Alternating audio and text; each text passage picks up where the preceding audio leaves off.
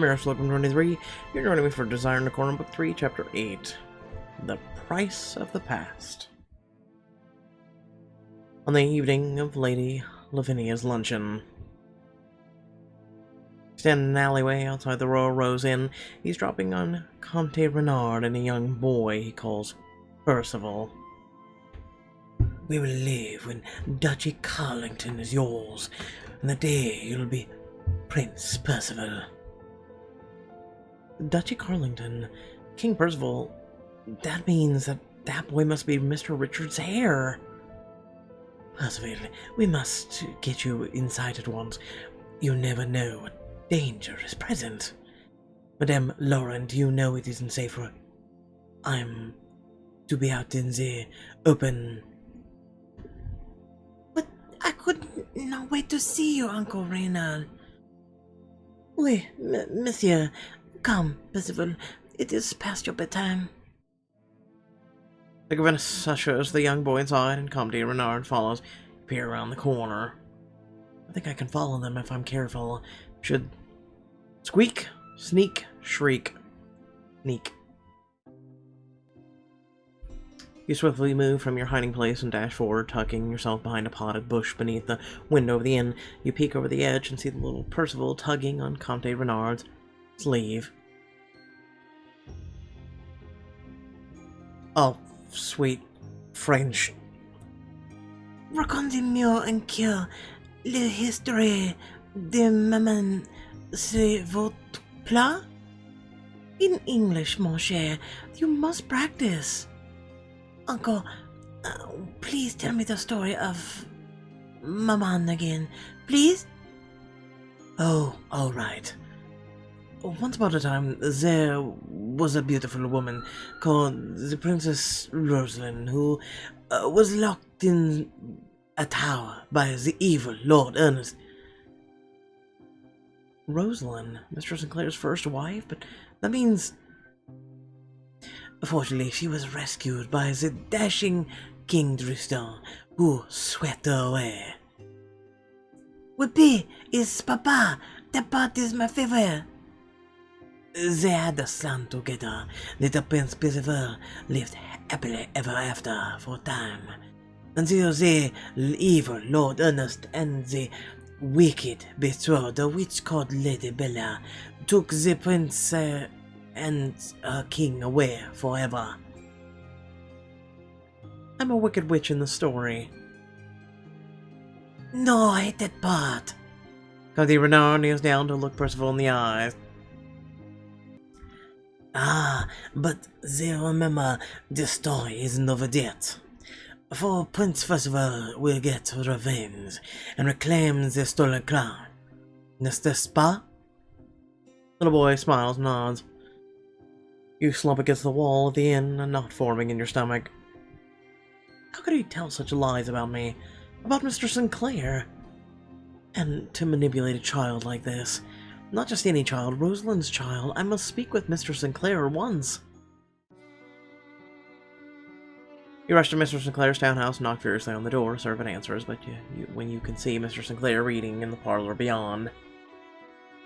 Mr. Sinclair, please, we must speak.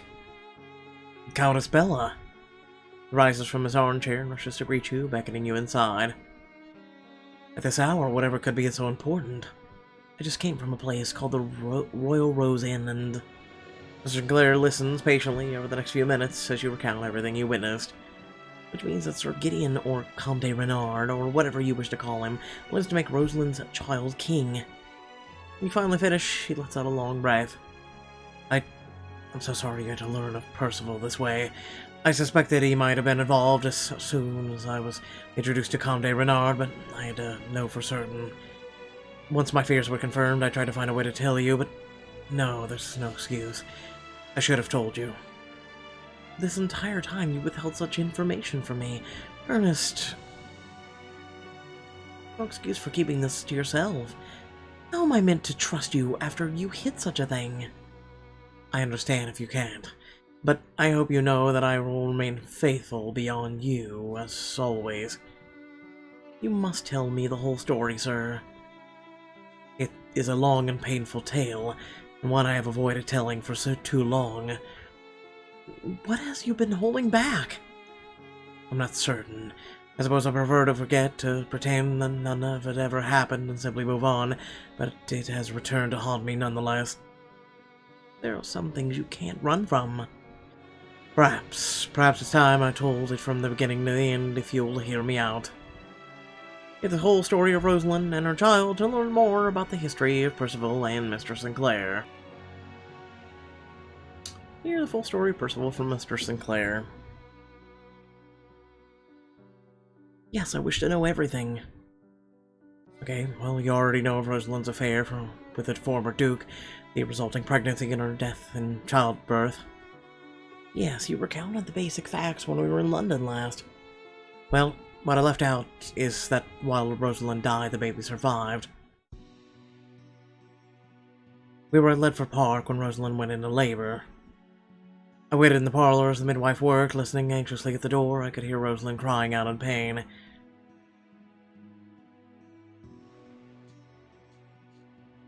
Breathe! Breathe!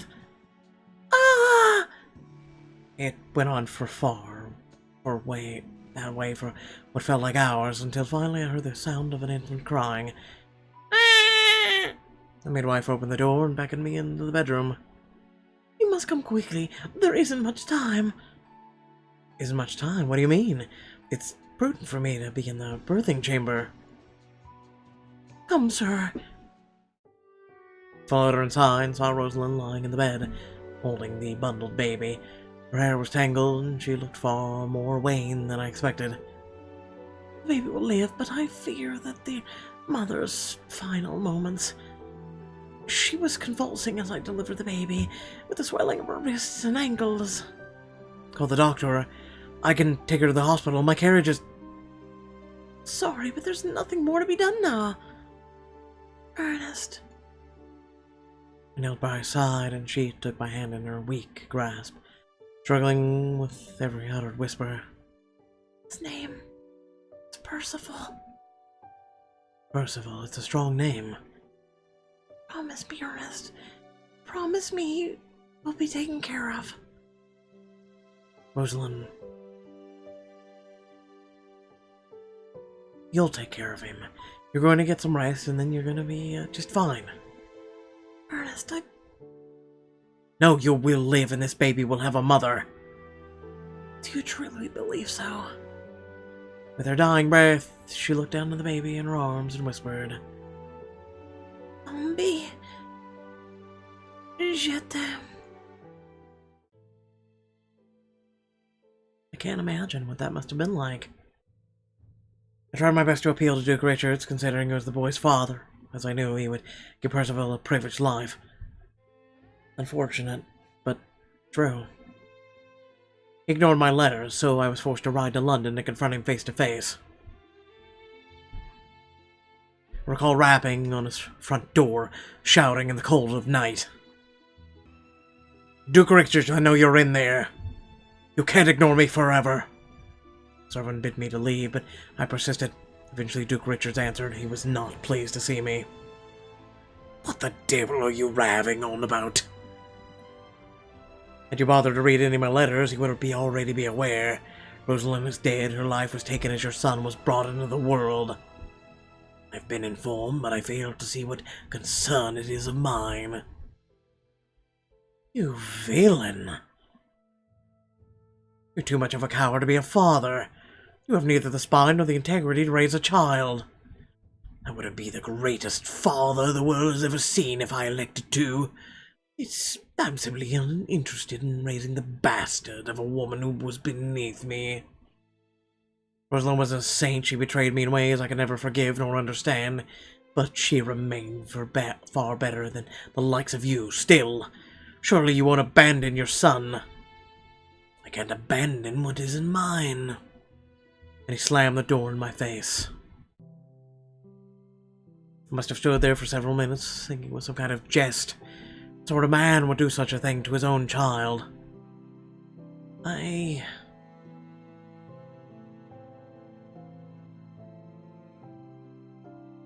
Do not think Mr. Richards could be any more evil, and yet, Somehow he manages to stoop lower in my esteem with each tale I hear of him. This one may be the worst of all. Well, Percival didn't deserve such treatment. He was such a precious and jovial baby and utterly blameless in the whole affair. It was difficult at first, but I came to love him, and I plan to adopt him as my own son. You have a good heart, sir. A lesser man would have blamed the child for the sins of the mother. Percival couldn't ask for someone better to raise him. But I know that didn't happen. What changed? One day, when Percival was nearing his first birthday, I received a letter from Rosalind's brother in France. Her family had learned of the boy and wished to take him in. I was torn, but determined that he would be better off with his own kin. Soon the day came to say goodbye. We met at the docks. My heart pounded in my chest as I scanned the ground for the man who would take Percival. Mr. Sinclair, I take it? Yes, my lord. And where is Percival? He's with the nursemaid. They will be along shortly. I wanted to meet you first to be sure. I appreciate your caution. I can assure you the boy will be safe and happy with his true family. I nodded and gestured for the nursemaid, who was holding Percival nearby. Our return trip is boarding soon. I will make sure he's settled before we shove off. Of course. Please.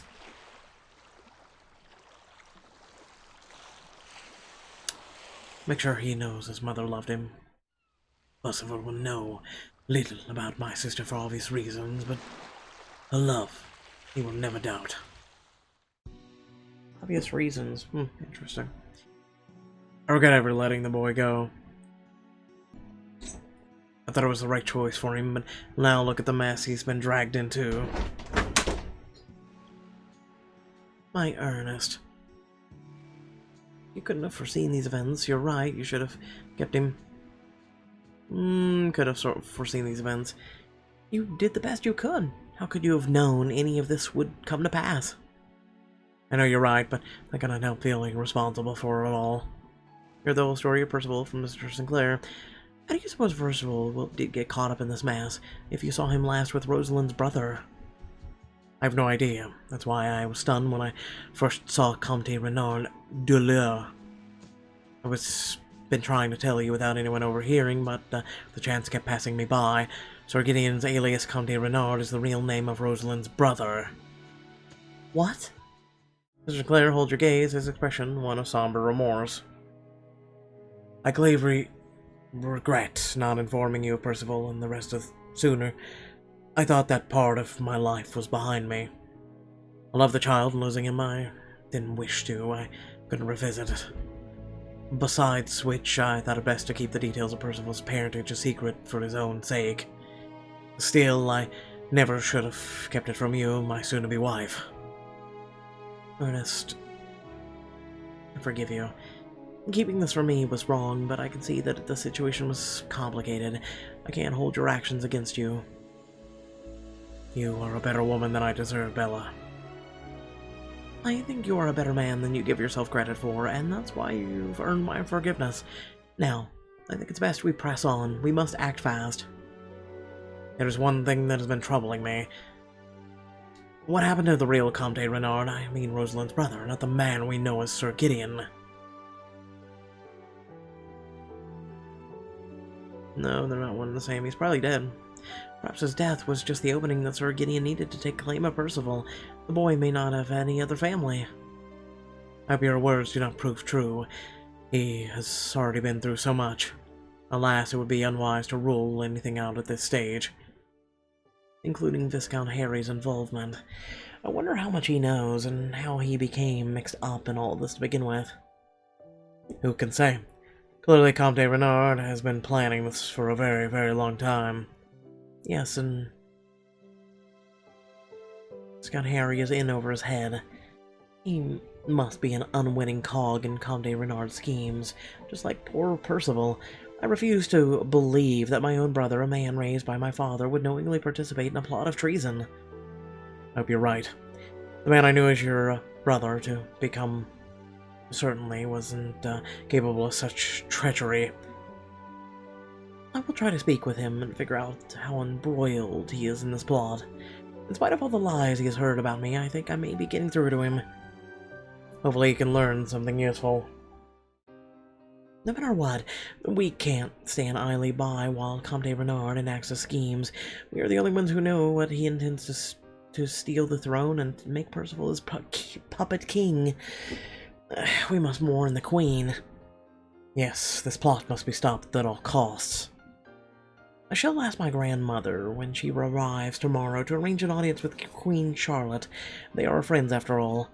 We saved the Queen's life once before. If only I could get into the room with her, surely she'll listen. Her very life may depend on it. The following morning, you and Mr. Sinclair are out shopping for wedding decorations with Briar, and your grandmother, Pugsley, and Bambi romp behind you, bobbing around the feet of passerbyers.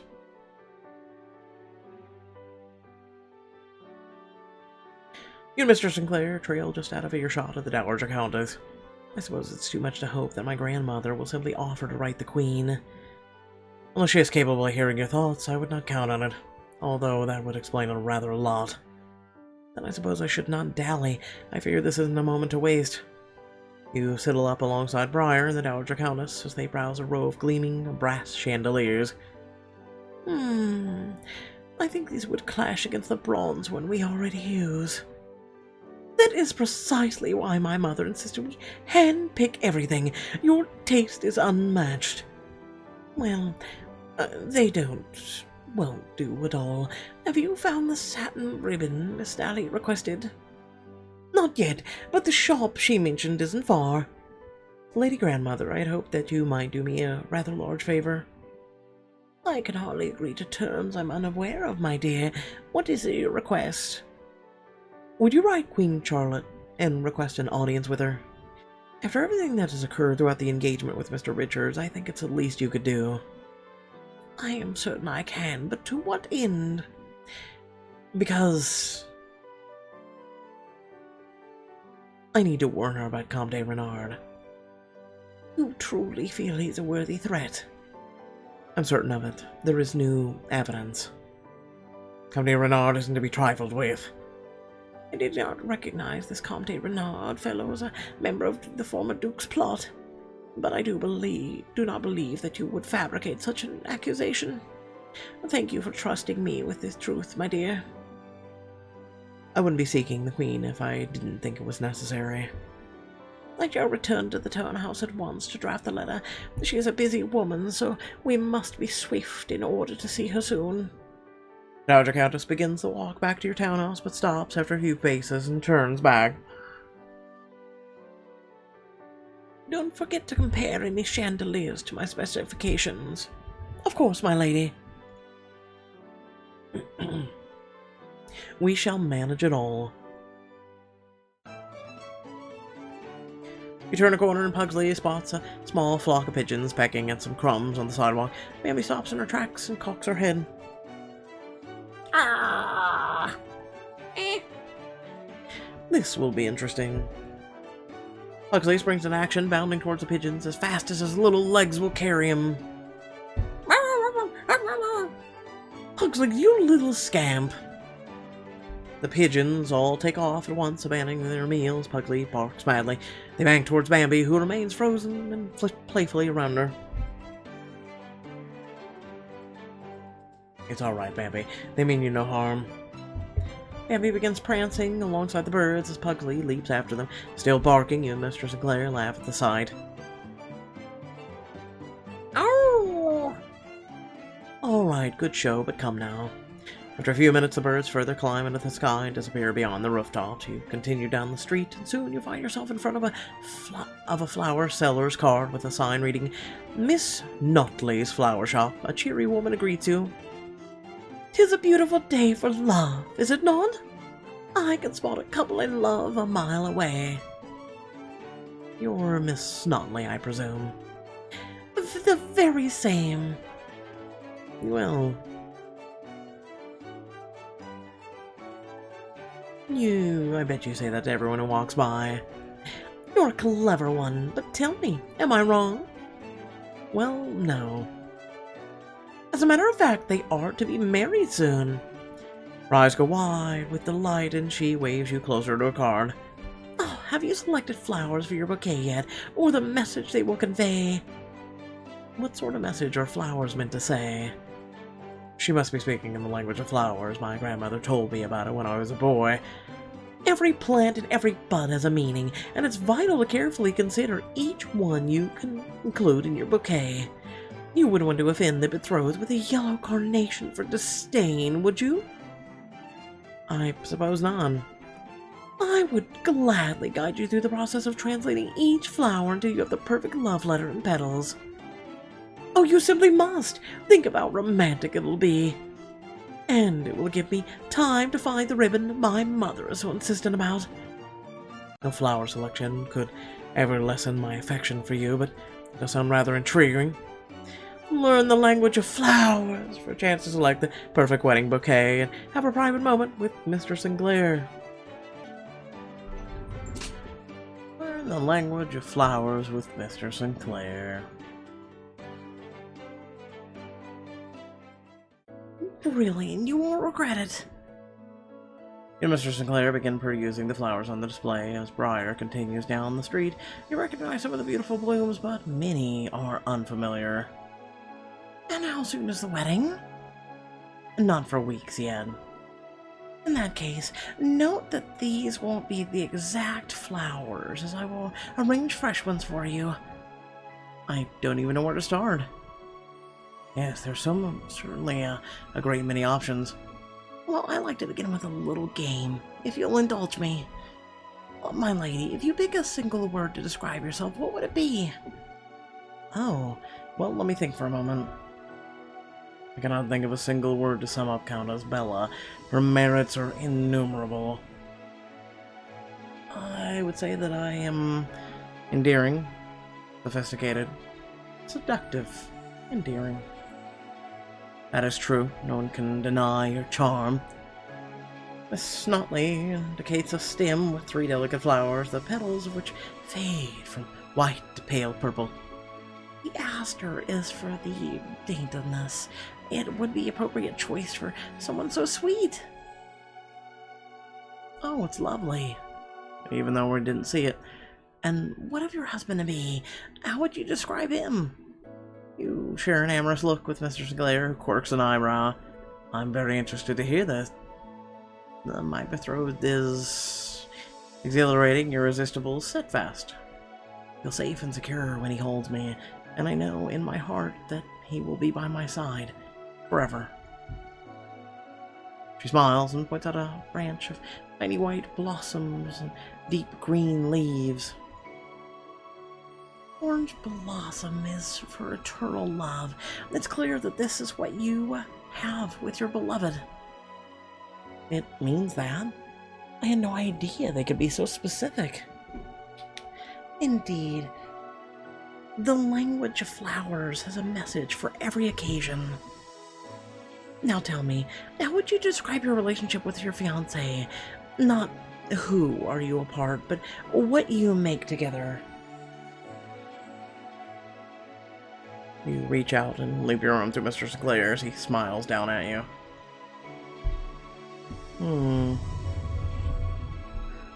Together we are a height of passion, utterly devoted.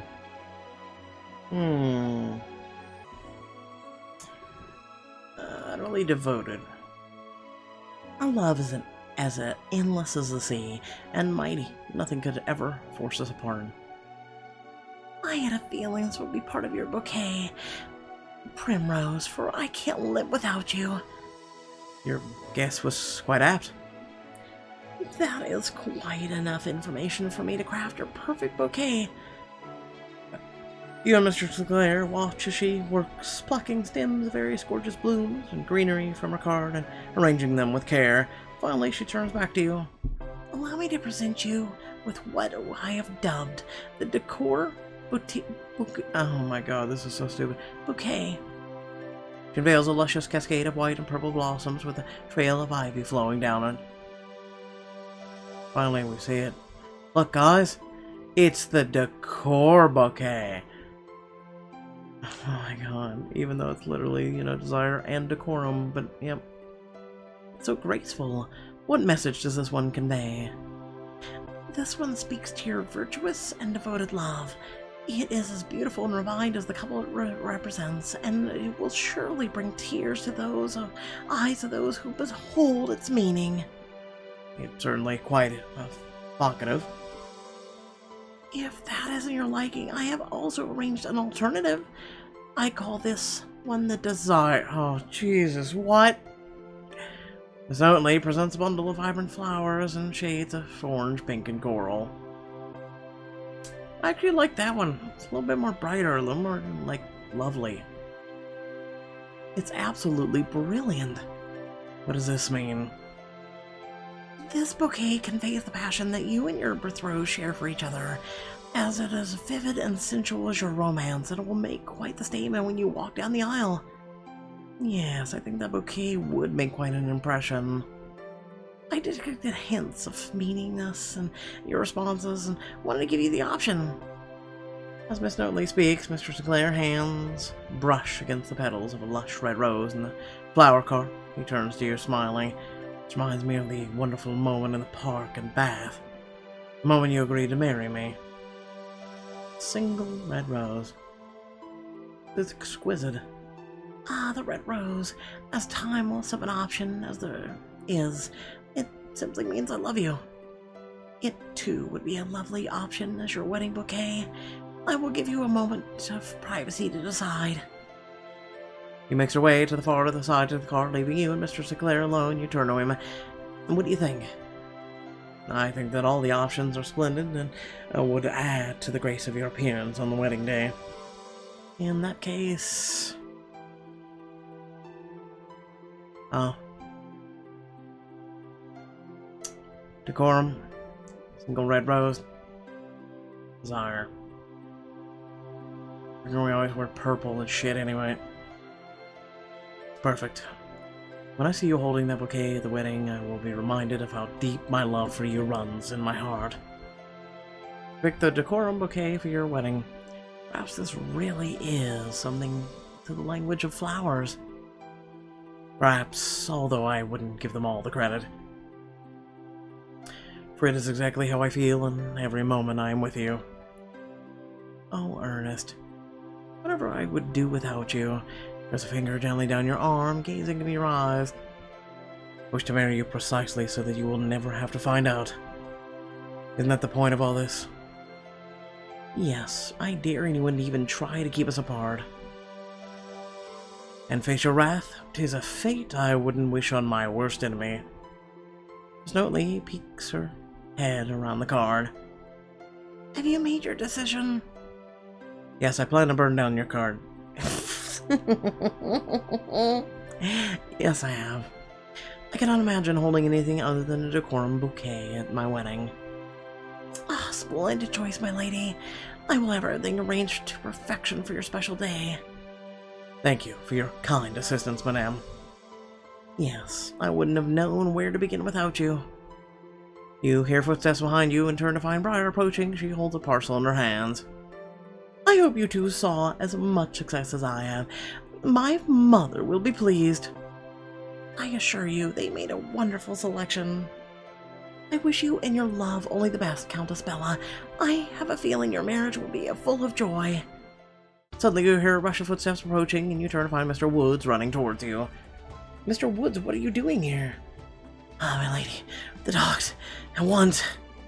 Slow down, sir, the dogs, you said. Indeed, Prince Amina asked me to find Countess Bella and tell her that his mother's ship will be arriving shortly. And then I must go at once to greet her as she disembarks. Mr. Sinclair, Miss Dally, will you pick up the remaining items from the list? Don't spare another thought for it. I wouldn't leave it to anyone else.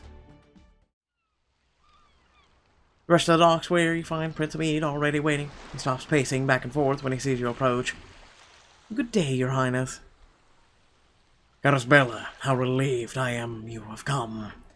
I must admit I'm rather nervous. It's been so long since I've seen my mother. Prince Amid, just tell her how much you missed her. There isn't a mother in the world who doesn't like hearing those words from her child. You can't possibly go wrong. When you put it that way, it does sound rather obvious. You watch as the sailors secure several thick ropes to the dock and then extend a wooden ramp from the deck of the ship. Travelers begin to disembark. Is that... Oh. Mr. Kneve, what a pleasant surprise. Don't mistake my meaning, but I'm glad to see you, but what are you doing here? I wish to keep my arrival a surprise for Mr. Chambers, but I dared not tell anyone. Mr. Mead's mother offered me a job touring her around London, and of course I accepted. Where is she? She was delayed and told me to go ahead. I'm sure she'll be ashore soon. You have been missed, sir. I hope you'll stay a while. I indeed to stay as long as I can. With any luck, I can arrange another job once Madame Raisa returns to Constantinople. Mr. Kneve, how do you know Prince Hamid's mother?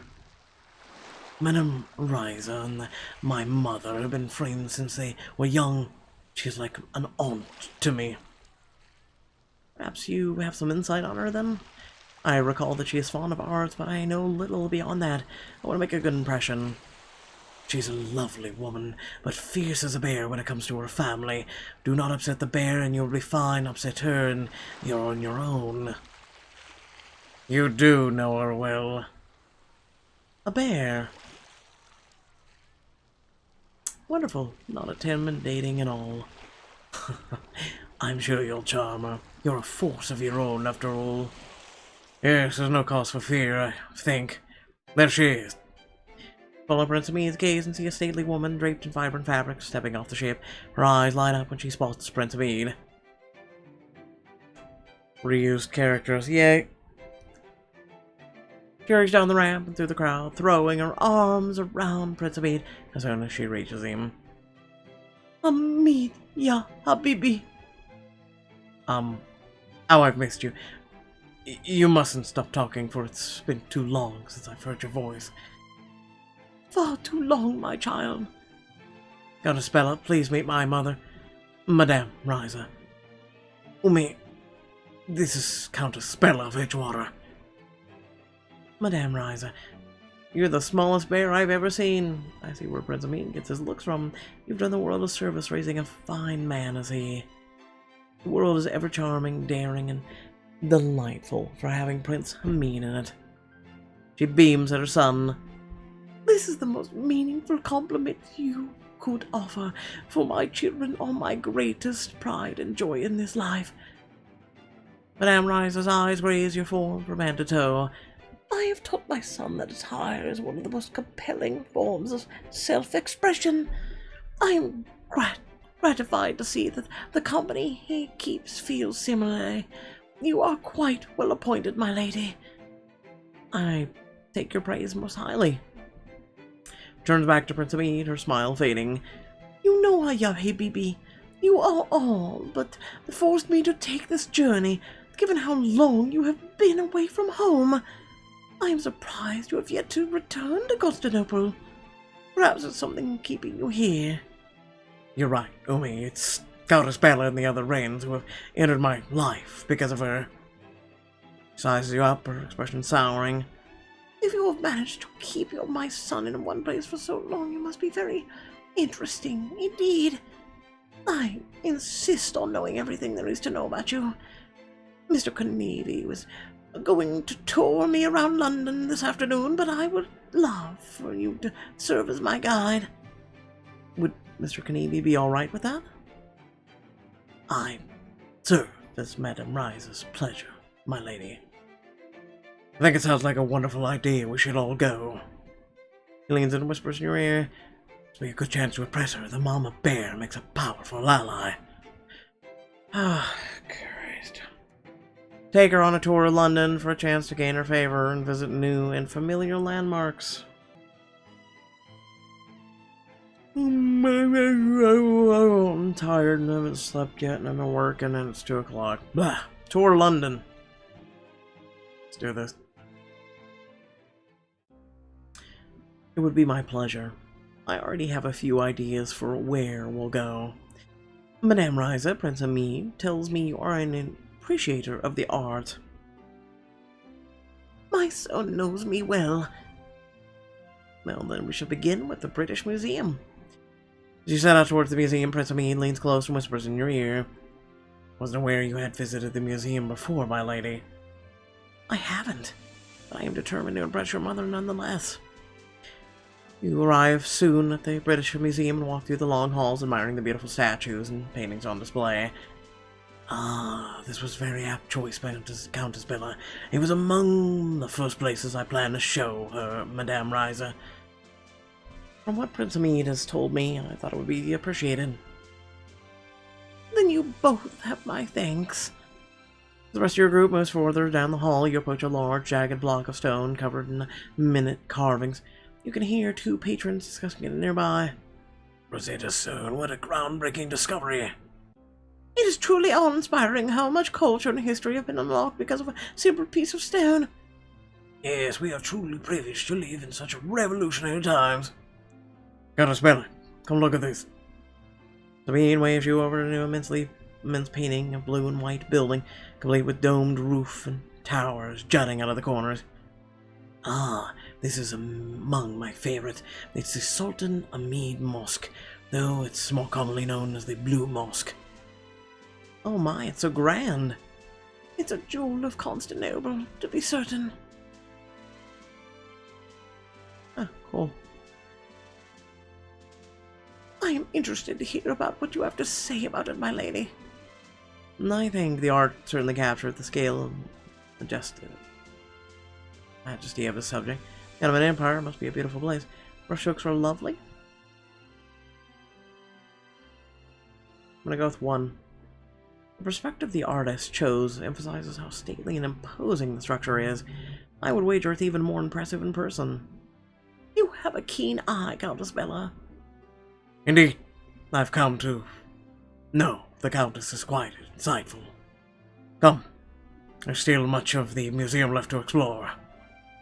You lead Prince Hamid, Madame Raisa, and Mr. Kenevi further in the museum, admiring statues and vases of all manner of artwork. Eventually, you find yourself back in front of the large jagged stone you recall seeing when you arrived. You try to recall what the other patrons said about it.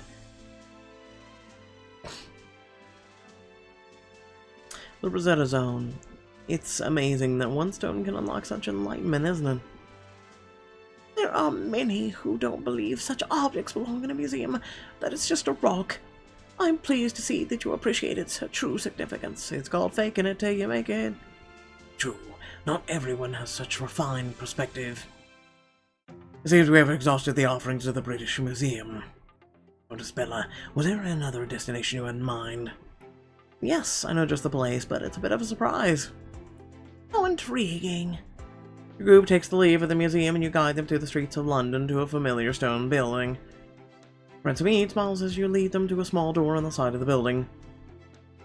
Your mother's opera house. I've missed the Opera St. James. Countess Bella, Prince Hamid, what an unexpected delight. Madame Lemy appears from behind an immense velvet curtain and embraces you warmly.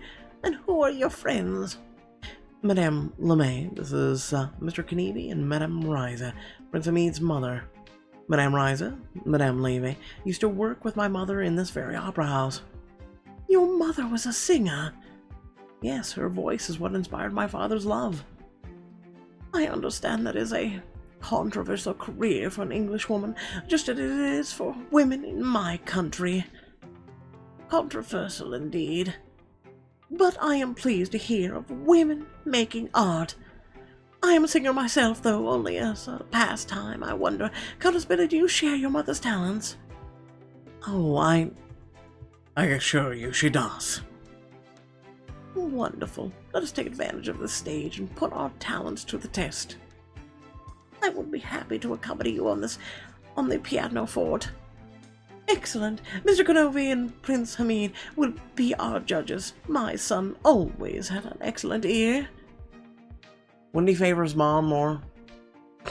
You, Madame Raisa, make your way to the stage as Prince Hamid and Mr. Kenevi take their seats in the front row. Madame Lemy begins to play. Sing flat, sing true, sing sharp. Sing sharp. The glossy sparkle on the board, the wine is ruby bright. I have no clue, cause this music sucks with the lyrics. As you begin to sing, you realize you're off key. You quickly try to correct yourself, but Madame Raisa just raises an eyebrow. Keep going, Countess Bella, you're doing fantastic. Next line is Madame Raisa's. Her singing voice is sonorous and lilting, filling the entire opera house. The reign of pleasure is restored, of ease and fond delight. Soon it's time for harmony. Hypnotize, eulogize, harmonize. The day is gone, the night's on, now let us feast the soul. The day is gone, the night's on, let us feast the soul. The voice intertwines with Madame Raisa's to create a full and captivating melody. And are you certain you two haven't sung together before? Truly, I would never have guessed. Pianoforte accompaniment builds as the song approaches its crescendo, and you're determined to hold the note longer than Madame Raisa. Should keep singing.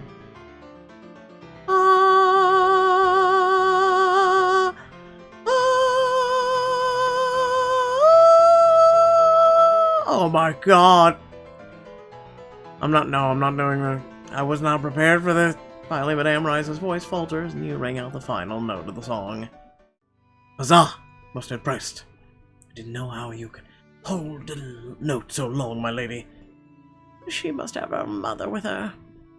Well, Yahibi, who was the victor? Countess Bella, unequivocally. And my mother is a great singer, so that is no small achievement. I barely tried. I have to agree. Countess, I would proudly sing with you again. Your voices together were divine. You know, my lady, if you are ever looking for work, I could put you on the stage, just like your mother. You are all too kind. If you will excuse me, I have a rehearsal to attend. It was lovely seeing you, Countess Bella. As she departs, you begin your way towards the door, and Madame Raisa turns to you. Thank you for the tour, my lady, but I am growing tired at this late hour. I wish to get to my room. Of course, you should get settled in. I will escort you, madame. It has been a pleasure to meet you, Countess Bella. You seem like a fine young woman, and I understand what my son sees in you. You honor me, madame. Still, Prince Hamid belongs with his family. Madame Raisa nods to Mr. Kanemi, and together they depart. I think that went quite well. I knew she was going to like you, and pay no mind to her talk of my true home. I have made my final decision. I am staying in London with my friends. Oh, Prince Hamid. I trust in your word. Does mean I know doesn't let anyone intimidate him or keep him from doing precisely what he wants. Yes, I've always been rather flexible with the rules. It shouldn't surprise my mother, and I am her son through and through. Your footsteps on the stage recall Madame Lemy's words about rehearsal. I fear we may be overstaying our welcome. Yes, perhaps you should retire for the night. You part ways at the stage door and begin the journey back to your townhouse. Night is fallen by the time you arrive back at the townhouse. Low voices drift towards you from the parlor, and you find Viscount Harry and Comte Renard having whispered conversations inside. Good evening. Hope I'm not interrupting. Actually, on the contrary, mademoiselle, I hope your shopping expedition was successful. There wasn't too much trouble to find what you needed. No, in fact,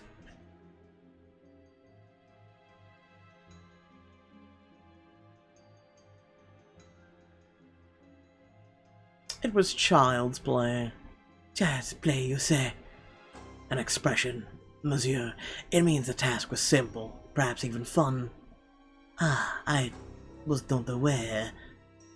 One learns something new with each passing day. When you agree?